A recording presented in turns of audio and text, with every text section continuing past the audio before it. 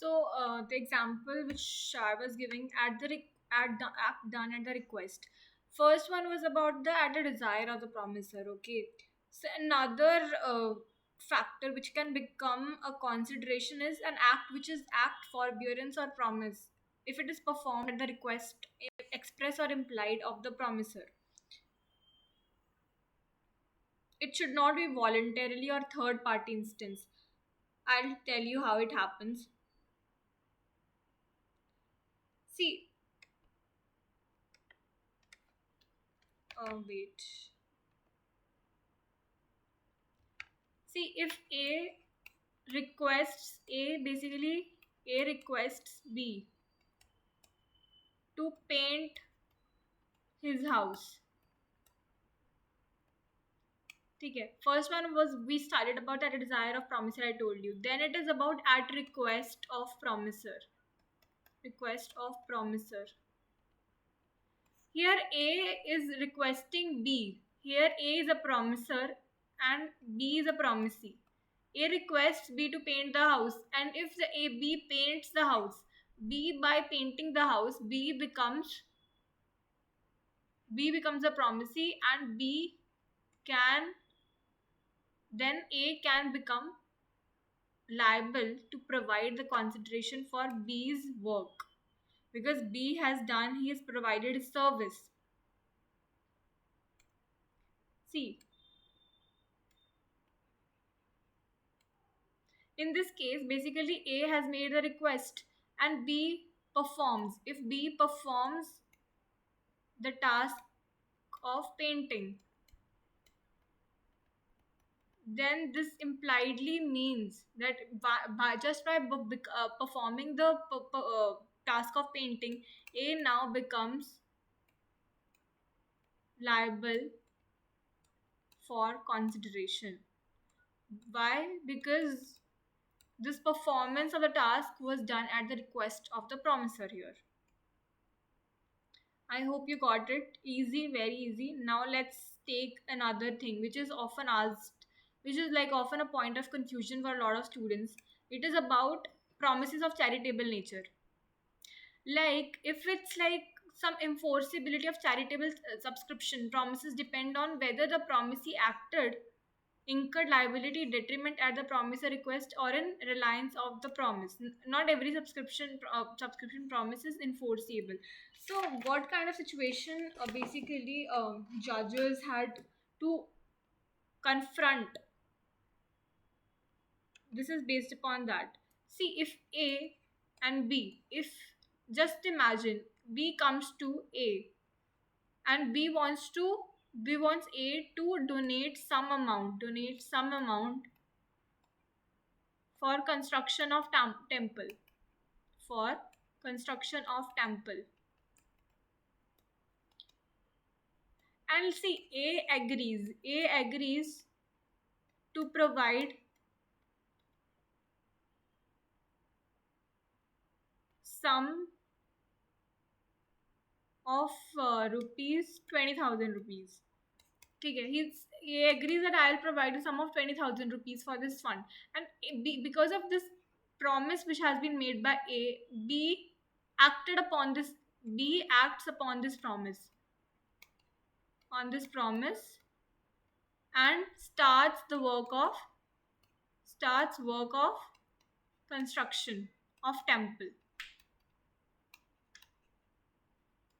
So this temple, okay, this temple is started. The work of construction of this temple started just because A had given his promise. This is one scenario. First scenario. Another scenario is that the work of construction of temple was already going on. This temple is getting constructed, and B comes to A that donate some amount. Same facts. Donate some amount for the construction, and A agrees that I'll provide a sum of rupees 20,000.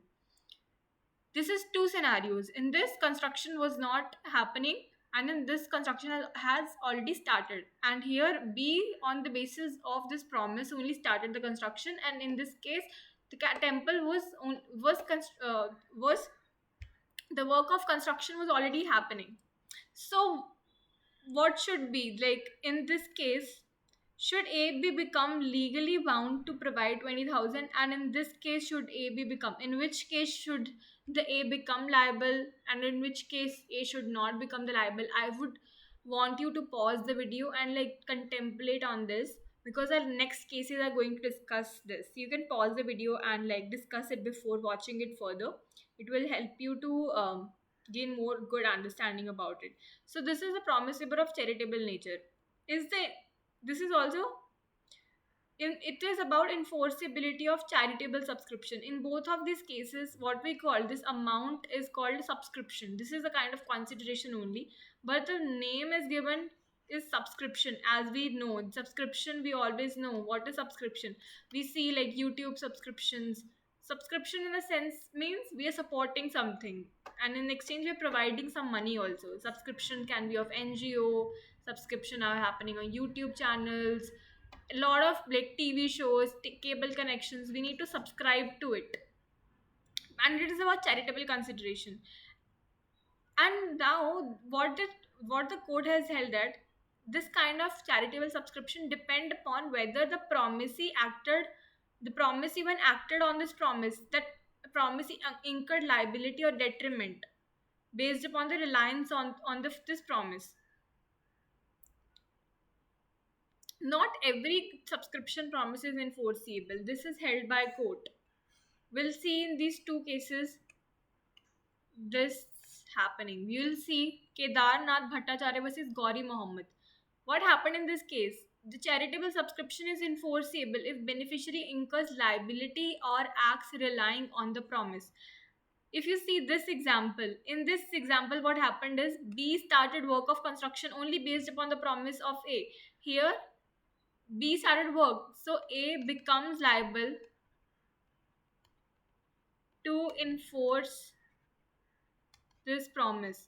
A has to provide the money, because otherwise it would result in detriment of B, because B started the work based upon the reliance of this promise that A would provide the money. Here, what happened in this case, consideration exists if action is at the promiser's desire or request. Promiser here A has impliedly, even though this is not directly happened, but in this case impliedly A has become a promiser, because his task had started at the desire of A, and B here become a promisee, and B has acted upon the task, and now A becomes liable to provide the money. So here consideration exists if the action is at the promiser's desire or request. Direct benefit to promiser is not essential. It's also held that it's not important that directly, because here temple is getting constructed. A is not Temple is basically a public property. A is not getting anything in return, but still it happened at the A's request. And if you see, second scenario is same as this. Dora Swami Iyer versus Arunachala Arya. This is the first scenario. This is the second scenario. A bare promise to subscribe. Simply signing a list is not enforceable unless trustee's action repaired is clearly at the promiser's specific request. Consideration must move at the desire of the promiser.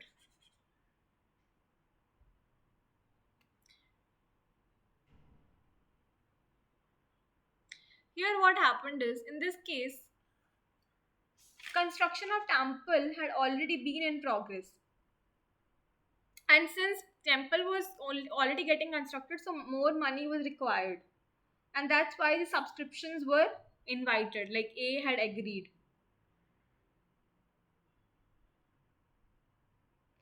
But in this case, if you see, nothing new was done by the promisee. Here B is not providing something new.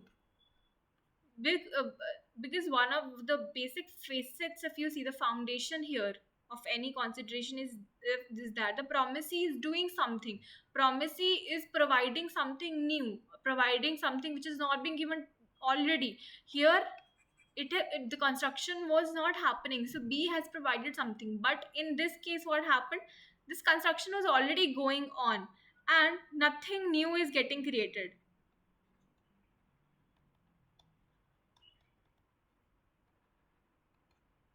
The work of construction construction was already underway. So what will happen in this case is A will not be held liable for consideration.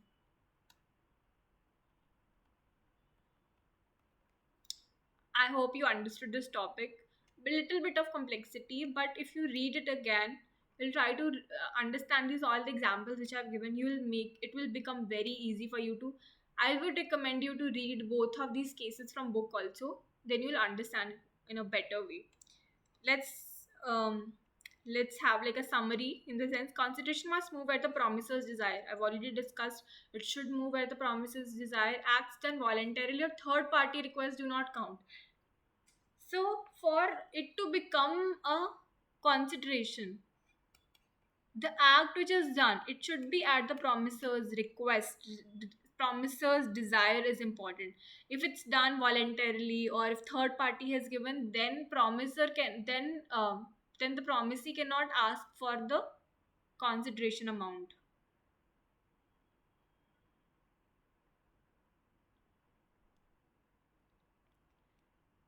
Okay, let's take another promise of a donation. Charity is binding only if the action is taken at a promiser's request or in alliance or on their promise and liabilities incurred. Contractual commitments with a builder after fundraising pledge. I've already discussed about this contractual in the examples only. It's a reiteration. You can include these pointers in your answers to make your answers even better. Merely signing a subscription list, not enough. Evidence of specific request or alliance must exist. See the contrast between the two cases. This is based upon the same thing only. Mere signing a subscription list. Here he had merely signed it. It was already underway. It will not become the factor. It is not enough.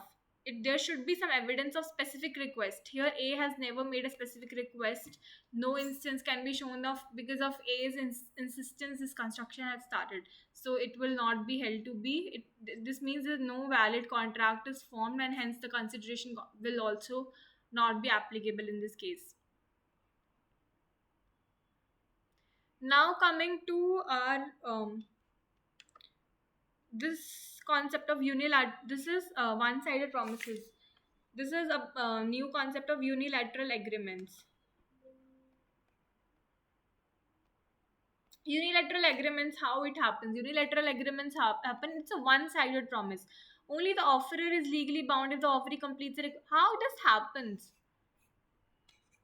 We in the consideration concept we have talked about like two sides are giving something of value in exchange. But if you remember the initial classes we had discussed this case, that's why I'm saying you to take the classes from first lecture to end. This will make the concepts even more clear because I'm now referring to this case. I've already discussed the fact in a very great detail in our initial classes. I don't remember the number of classes. I think in the second class or third class I taken this particular case.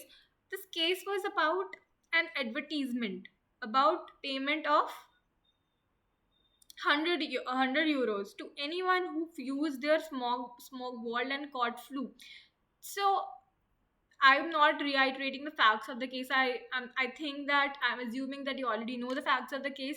So in this case, in this case there was an advertisement about fulfilling certain condition.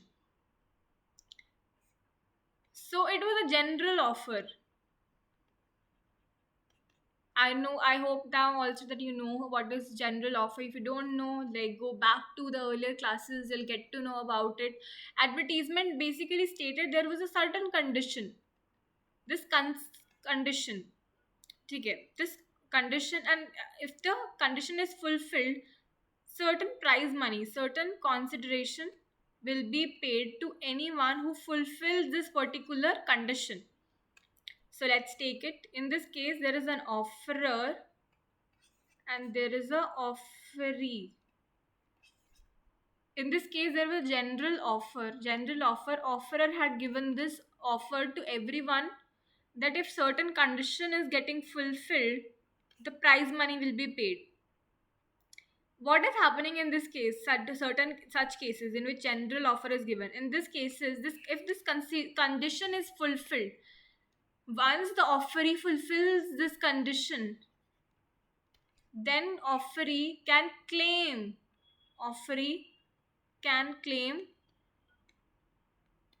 the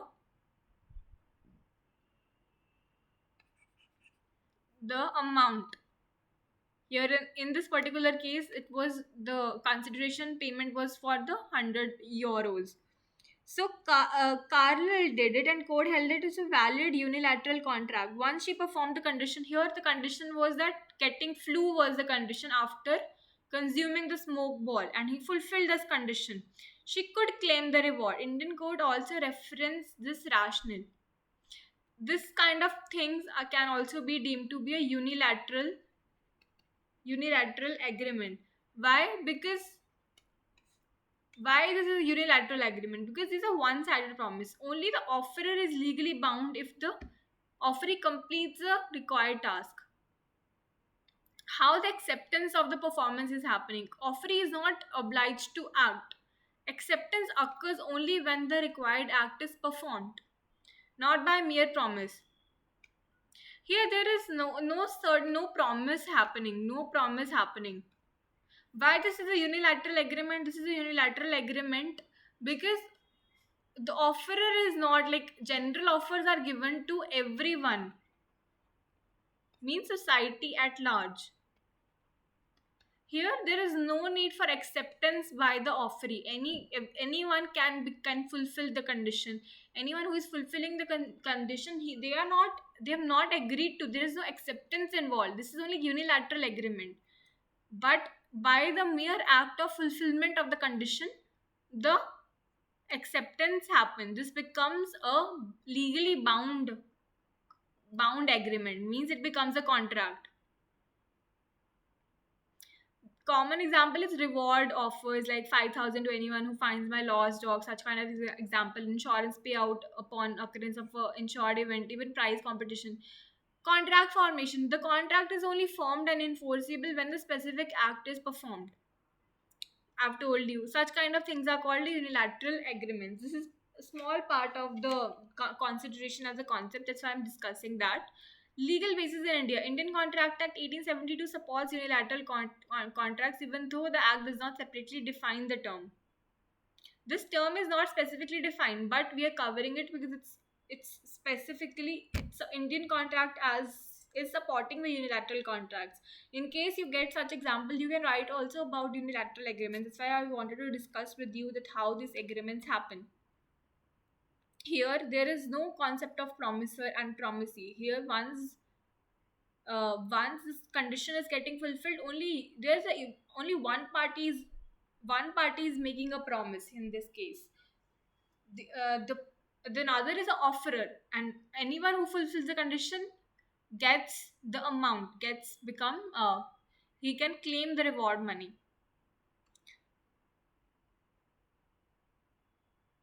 Okay, let's take an case. Now let's come to our important case which I wanted to discuss with you. um no, this is an Indian case basically. Yeah, this Indian case comes under privity of contracts. Let's come to our one second.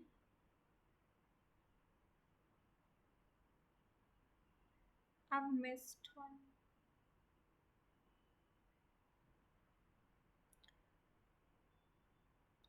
There is a concept of privity of contracts. These are exceptions of privity of contract. Let me explain to you what is privity of contracts.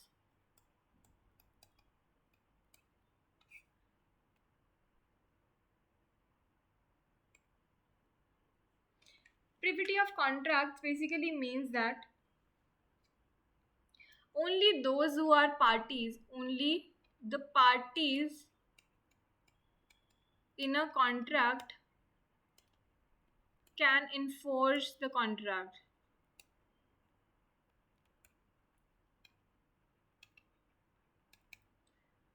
the third party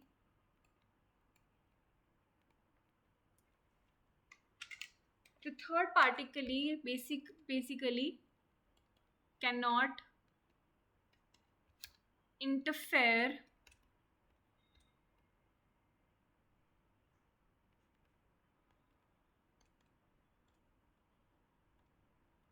or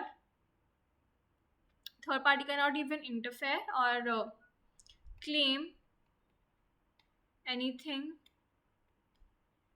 from contract.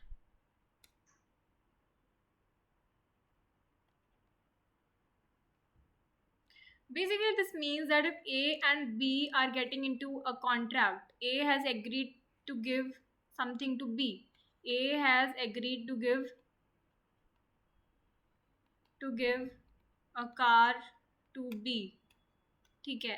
This agreement happened and then this became legally enforceable and then it became a contract. Okay. Now there is a party C. This happened. Now anything n- now in this case if you see the A has B has only provided the part payment, means B has not given the full consideration of money, like the consideration money was 50 lakhs. B has given only 30 lakh rupees. B has not given 50 lakh rupees. C cannot come and like file a lawsuit against B for the rest 20 lakh rupees because C is a third party. C is not part of the contract. If you see in the English law, like in the common law, this privity of contract was very strictly followed. But in Indian context, if you see, this is not very followed in a very it's not followed in a very strict sense. For explaining to you why this is such concepts like how this really works, I've taken this landmark case of Chennaiya versus Ramaiya. This is a Madras High Court case. In this case, what happened? The facts of this case are like very simple. A lady gifted property to her daughter. Ramaiya was a lady's daughter, and she was gifted with the property. And this condition was imposed. I'll show you how it happened. So, lady gifted property to her daughter, Ramaiya. Ramaiya was given a property, but there was a condition which was there between them for this contract. This contract was based on a condition that Ramaiya will pay an annual sum to the lady's sister, Chennaiya. Lady sisters Chennaiya. This condition was basically about ki this basically the foundation was ki this property is given only if an annual amount will be paid. Annual amount will be paid to Chennaiya. Easy. But what happened is Ramaiya later refused payment. Ramaiya refused to pay to Chennaiya. See, refused to pay. Can Chennaiya, third party to a contract, enforce the promise given that the consideration was provided by the mother? The mother here is mother is a lady. This lady which I have taken as example, she is a grantor. This condition was basically on this. Can the Chennaiya, this contract is between lady and Ramaiya, but can Chennaiya, question was, can Chennaiya enforce the contract? That was a question before the court was like, the court was basically talking about like only promisor, promisee, this is happening. Can third party can also do it? Would it like really affect the sanctity of the contract itself? Like who is like otherwise everyone will be filing a case. Then what the case held that this the principle of privity cannot be applied in a very strict sense. Cannot be applied in strict sense. There should be certain exception which should be delved out of this whole concept. That's why court held that the constitution section 2D of the Indian Code can move from a third party also. If you see the definition of consideration, if you read section 2 clause D, I'll recommend you to now open your bare act, see section 2 clause D. It states that this consideration it never says that this consideration has to be from the if you read 2 clause D, I reading for you, when at a desire of promisor, the promisee, or any other person, here it's right, any other person means the consideration amount can be given by any other person, but it just be at a desire of promisor, it can be given by promisee or at any person. This Chenaiya could enforce the promise despite no direct contract with Ramaiya. Since consideration money can be provided by at any other third party, this means that this third party can also enforce the promise despite despite this Chennaiya don't have any direct link, no direct link with this contract, because this contract was between lady and the Ramaiya, no direct link, but still can enforce. Why? Because this whole arrangement, as I told you, this whole arrangement, any contract is particularly an arrangement. This arrangement was for the benefit of this third party. Third party is Chennaiya. The court held that if the consideration can move from third party, why can't third party become a beneficiary? If third party has become the beneficiary, the third party can also enforce the contract if this is for the benefit of the third party.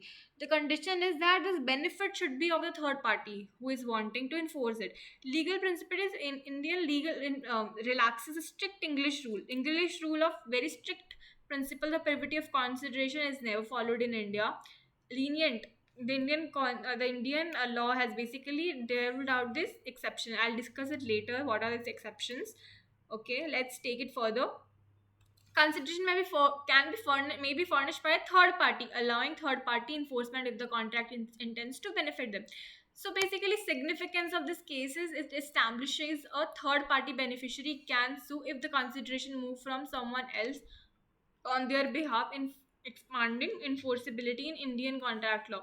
In this case, consideration is moving from someone else for this third party, but this third party is getting beneficiary. He is a beneficiary. So Chennaiya, in this case, Chennaiya, who is that person? Yeah, Chennaiya can enforce the contract easy. So I have already discussed beneficiary under a trust or a charge. This is the same. This is example of this concept only. If a contract creates a trust in favor of a beneficiary, the beneficiary can sue. Here, the trust was getting created in favor of Chennaiya. So, if the trust is getting this trust is getting in favor of that particular beneficiary, that beneficiary can sue, even though that beneficiary was not directly linked with that contract. Another is acknowledgement or estoppel. If a party acknowledges a third party right under a contract, the third party can enforce it. Same example here, before in this particular contract itself, which has been entered between the lady and Ramaiya. In this contract itself, it was stated that this is providing certain rights to Chennaiya, that Chennaiya can get some annual payment from Ramaiya. This was basically certain right was already estoppeled by entering into the contract. Ramaiya has basically estoppel. Estoppel means supported or acknowledgement has been provided that certain rights are given to Chennaiya. So this means that the person who has given certain rights under a contract, that person can sue, that person can enforce the contract. Another is family settlement or marriage arrangements. It is basically arrangement made in the context of a family arrangement or marriage settlement can be enforced by beneficiaries. This basically is about family arrangement. Just to example of this is like when the family arrangements are made or any marriage settlement, anything is happening, it can be enforced by the beneficiaries. Who are the beneficiary? Just example of this is like before now there are legal age and this child marriages are not happening, but earlier what used to happen, A and B, A is a boy and B is a girl, they are getting marriage. These the A and B are minors, they cannot get into a valid, they cannot enter into a valid contract because they are not competent to contract. But on behalf of A and B, their parents, A's parents P1 and B's parents P2, they are getting into an contract of marriage. They are getting into the contract of the marriage, but A and B are the beneficiaries. Okay, so then I'm not going into deep about family law as all, but there is a concept of ratification. Like even if that person got married at the minor age, but at when they turn into major, when they turn into major, like boy and girl turn into 18, they can ratify the marriage. They can ratify the marriage, or they can even held this marriage to be. They can even deny this marriage. They can make this whole contract a void. This is at the whims of A and B. But what I meant to say that this contract was entered into by P1 and P2. But when they become the major, they can ratify the this whole marriage. They can either deny the marriage, they can ratify the marriage, but this will be done by A and B. But they are not the directly the parties. They are beneficiaries. So this means that law is basically trying to protect the beneficiaries. Another is assignment of contracts. Rights under a contract can be assigned to a third party who becomes entitled to sue. Rights under a contract in the means that certain kind of rights. Easy, like rights, like if A is a contractor and B, ठीक है, B, just example is B is a businessman. Okay, B comes to A that construct a bungalow. B tells to A that construct a bungalow, and in this whole arrange they enter into a contract, and B tells to A that this this contract, like this bungalow, the exclusive right over this bungalow will be of exclusive right of B's son. B's son will have the exclusive right over this whole land, over this bungalow, whole this construction, everything. So if later A refuses to perform contract, can B sue? Even though B was not part of the contract, it was only between A and B. But it was B have got the exclusive right. B got certain rights in this contract. He had exclusive right over the bungalow. B can sue A. Why? Because B is a beneficiary, you can say. You can say B got a trust, or you can say that B has the rights in the contract. This is a very preliminary understanding of all of these concepts. If you want to get into a lot of details about the contracts, you should definitely read some book. Read the different cases of privity of contracts. You'll understand like the lot of parties involved, how the court interpreted it, how should it not be interpreted. These are very technical concepts. It cannot be covered in the class of like 30-35 minutes. So you should read it after going back to understand it in a more clear way, that how this arrangements basically happens. This can be interpreted in a lot of different ways by the court. This is how the concept of contract drafting also come into place. How you're drafting the contract, this will you learn in the later stages when you will become a lawyer.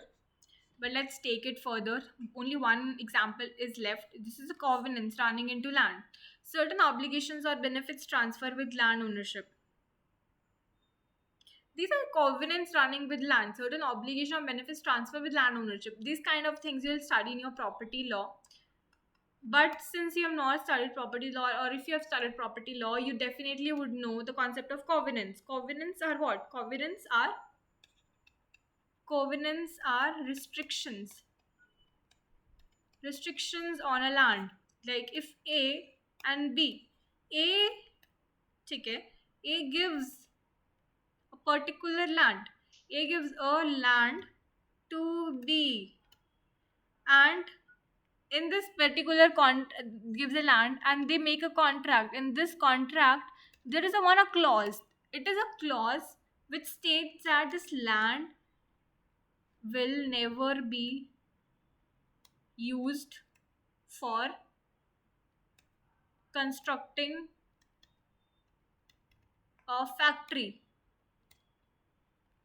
Okay, this contract is basically this, and then this whole contract is formed with this clause, then B wants to sell this land to C. B sells the land to C. Okay. B wants to sell the land to C, and the same land is this. Now contract will be formed between B and C, but this clause will still sustain even though A was is not a party to a contract. Now the contract is between B and C, because A had done the contract with B late earlier, and this now land is sold by B, but still in the B's land contract there is a covenant which was introduced by A. Okay, so covenant which was introduced by A. Now A, if B sends gives the land to C, now this clause will be applicable now also on the transfer of the land, that factory cannot be constructed on this particular land, even though A is not a direct party in this particular contract, but A's covenant which had been introduced in this whole contract will sustain. So it states that certain obligation or benefit transfer with land ownership.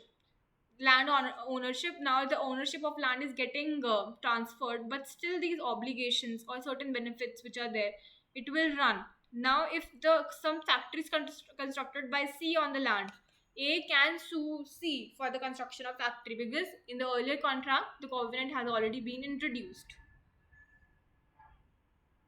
um Now we come to the end of this video.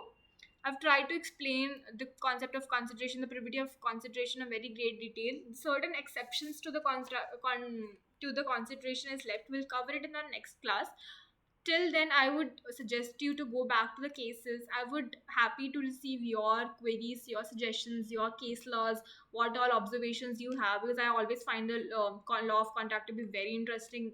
You can integrate any kind of law into it. You can integrate various aspects of life into it. You can also tell me some real life example you're witnessing, the cases which you are reading. If you have any query, you can comment down. I would like you to like the session. Please share it with your friends. Make such please share such interesting videos, and please subscribe the channel for more such interesting videos. Thank you so much. I'll see you in the next class.